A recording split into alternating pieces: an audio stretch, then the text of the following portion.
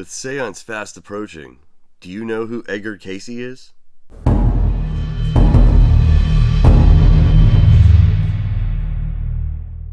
Welcome back, skeptics and believers, to Cryptid Theory. My name is Turmentic, and in the spirit of Seance, I wanted to go over exactly who Edgar Cacey was. Now, we saw his card.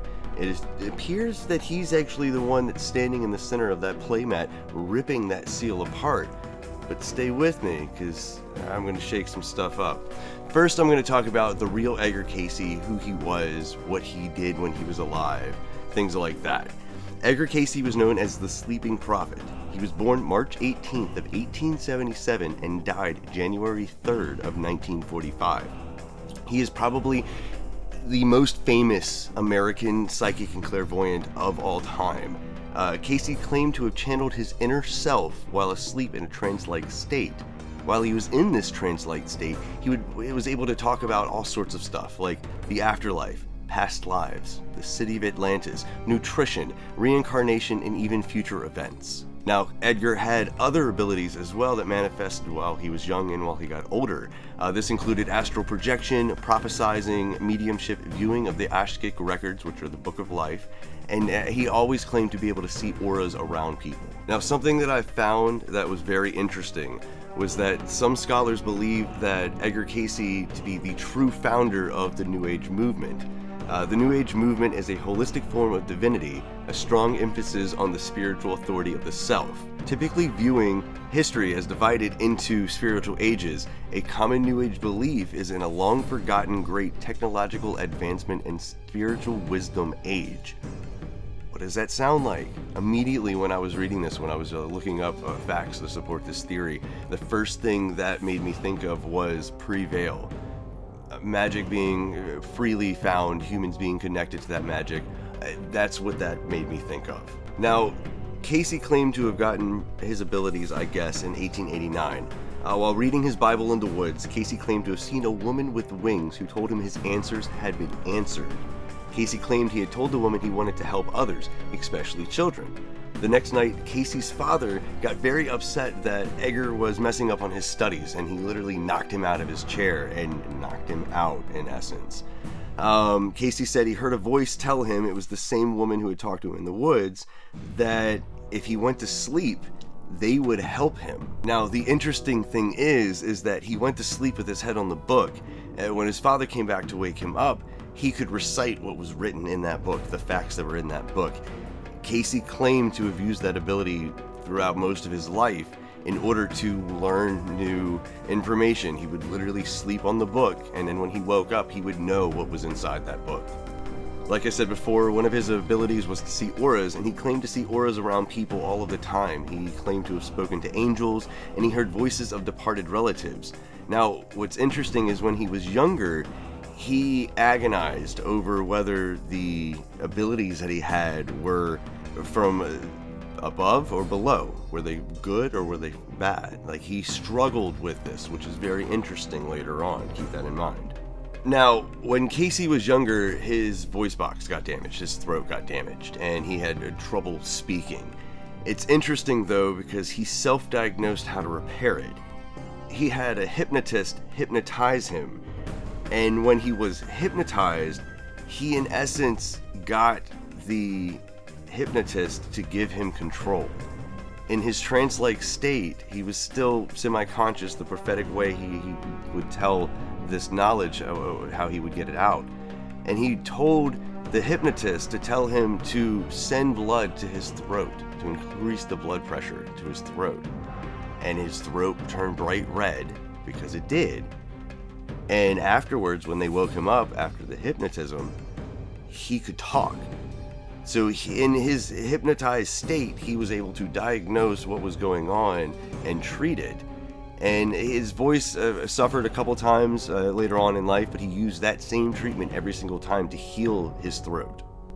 That was one of the biggest things he used his abilities for, was to treat illnesses, diagnoses that doctors couldn't, that they didn't know what was going on or they didn't know how to treat it. And he would go into this trance-like state, apparently go to the Ashkic records, look up exactly what he needed to know, and then he would go back to his conscious self, tell the doctors what to do, and it would heal most of these people that the doctors had no idea what was going on with. Another interesting tidbit is that in 1923, he started working with a man named Arthur Lammers. Now, Lammers claimed that during one of the trance-like states, Cacey spoke of a past life of Lammers and of reincarnation. Now, this is significant going into the theory, but Cacey didn't believe it, to be honest with you. Cacey was a very devout religious man and did not believe in reincarnation, and he actually made the stenographer read back what was written. Most importantly, out of it, the big part right here where it says, "The body is the only vehicle ever of that spirit and soul that waft through all times and ever remain the same." Now, that, to me, it talks about reincarnation. It's talking about that entire cycle. If you read the entire quote right there on the screen, you can see why Lammers thought this was vindication, validation that reincarnation existed. And again, Cacey did not believe it at all whatsoever, and he almost didn't even believe the stenographer as well. Cacey in his lifetime gave between 14,000 and 23,000 of these trance-like readings. 14,306 are available at the ARE Cacey headquarters in Virginia Beach. Now, I do want to preface before I get into the theory that Edgar Cacey in real life seems to be a good guy. Definitely is some big part of this seance set. But Edgar Cacey in real life lore, in real life, the man that existed, seemed to have been a decent man. Saying that though, let's get into what I think the story of Edgar Cacey might be in Seance, and how that person on that playmat still might be Adam. So, if you remember from chapter 1, Adam was a very powerful clairvoyant. Both him and Sam had powers. Love talks about specifically Sam's power, his abstract power that he has of being able to predict potentially what different paths a different object or something might actually take, where Adam's is more of an intuition where he kind of feels what his opponent is going to do before he does it. That's clairvoyancy in essence. Now, if you remember back in the Seance and the Key of Solomon video that I made, I was talking about how, like I said, it was Adam that was breaking the seal on that playmat, okay? That was him breaking that Ouija board, that seal, which I think is actually a second seal, if you will, with the veil being the first. Now, I know that clearly, based off the artwork from that playmat and the artwork of Edgar Cacey, that is Edgar Cacey, but it's still Adam. Okay, so, like I said, stay with me. At the end of chapter 6, Sam and Love take off to go and train in the wilderness. Love says that he needs at least a month. So in the scheme of things, I want to say that all of this takes place probably within a month or two of the end of chapter 6. Now, Adam, of course, finds out that M is dead. I doubt that Sam has had a chance to tell Adam exactly everything that's been going on since basically Mothman and M blew up Point Pleasant for the second time. Now, remember, Adam is a very strong clairvoyant. So I think Adam is trying to use his powers to communicate with M using a talking board potentially. Now, most likely that's due to the fact of the UFOs either attacking Cryptid Nation, the rest of the planet, or it could be because the dark forces, the dark beasties, the dark casters that Love talks about in chapter 5 and 6 of the comics have started making their move across Cryptid Nation. So M is needed. They need M. M is one of the strongest casters in this entire universe that we know of right now. So they need M. So I think, like I said, Adam is still using his clairvoyant powers, using a talking board to try to communicate, if not bring M back to life. Now, to back that up, if you look at the clairvoyance card, that is clearly Adam, and it reads, "Psychic magic and the ability to predict the future can be an extremely valuable tool for a caster." That's Adam's power in a nutshell, okay? Now, if you look at Talking Board, the flavor text says, "The marked symbols can transcend the gap between the world of the living and the afterlife." That's the communication. That's how he's doing what it is that he's doing. I still think that Adam made a deal with an entity that he didn't quite understand. Maybe not particularly Old Scratch. It could be somebody else, something else that reports to Old Scratch. But I still think that Adam made that deal in order to try to bring M back to life, because they need M for whatever it is that's going on. If you look at the card Cursed Contract, the flavor text reads, "A contract between a caster and beastie can be the strongest bond of magic, but there exist some contracts that many deem too dangerous to consider." What if Adam still made that contract with that entity that we don't know maybe what it is yet? It could still be Old Scratch or whatnot, but he still made that deal with that entity. And now, because of that, he's cursed. And I know you're like, whoa, wait a minute, what do you mean he's cursed? Well, check this out. If you think about it, the card Locked Contract is Adam as well too. If you scroll in and look at the eyes, you can see that those are clearly glasses. That's Adam, locked inside of that.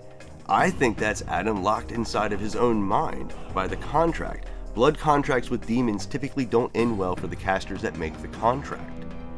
So Adam is locked in his head, in that room that the demon pretty much put him in because of locking him out of that. And so I don't think Adam is in control of his own body. So, this entire theory, what is it? Adam still made a deal with a beastie, probably not fully knowing what it was. This deal, I still feel, was to bring M back to life, to fight either the alien invasion or the dark forces gathering to the north. He used various objects to enhance his clairvoyance, at some point was possessed by the spirit of Edgar Cacey, and locked away in his own mind. It's why all of the artwork from both looks so similar. Edgar Cacey is using Adam's body to free Old Scratch still. Remember, Adam's blood was the key. That's what I talked about in Seance and the Key of Solomon. Adam's blood is the key because of the connection I feel that Indrid has with whatever it is to do with Old Scratch. There's a connection that Indrid has with Scratch. We just don't know what it is yet.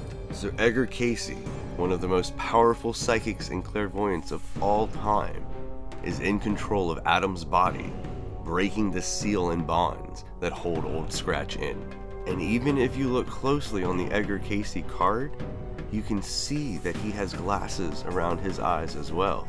Again, furthering my point that that is Adam, but really Edgar Cacey in control. But my name is Turmentic. Thank you so much for taking the time to check out this video. Make sure to give it a like. Leave your comment down below. Let me know what you think of this theory, if it differs, if you have more information to add in. I'd love to hear from you. And until the next time, I hope you have a wonderful day.